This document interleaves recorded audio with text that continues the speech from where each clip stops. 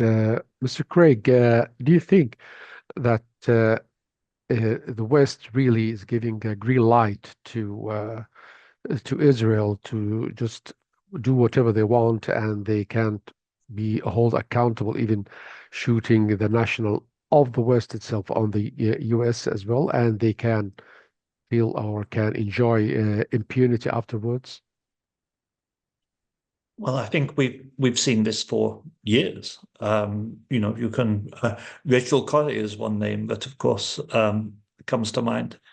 And there have been others over the years, and Israel has never been held accountable.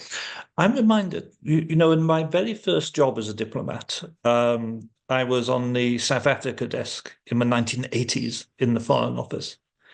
And there, one of the things that used to infuriate me, and I used to try to get the policy changed, was that the United Kingdom accepted as legitimate the internal legal process of apartheid South Africa. So there would be apartheid, anti-apartheid activists, trade unionists and others in South African prisons. And I would be arguing we should try to get them out of prison, and the reply would come, no, they were correctly convicted in a court of law.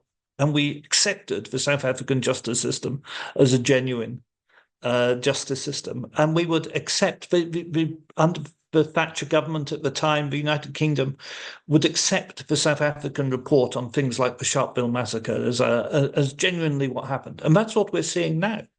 Whenever anything happens, the UK and the US say, oh, well, we'll wait for the Israeli internal investigation. Then the Israeli internal investigation will either say it was an accident, or it was a mistake, or it was a Hamas bullet gone astray, or that, okay, we did this and somebody has been mildly disciplined at a low level, and that's the end of it.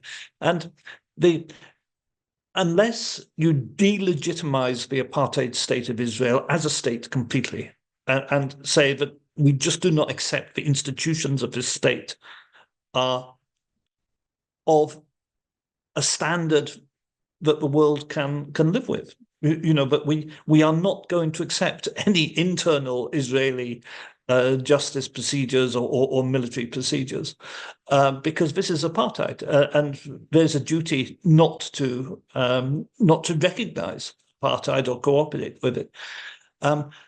Unless the West takes that stance, they will never do anything on these kind of killings. And the signs are, they're just not there yet. The UK and the US, exactly as with South Africa, are standing firmly behind Israel.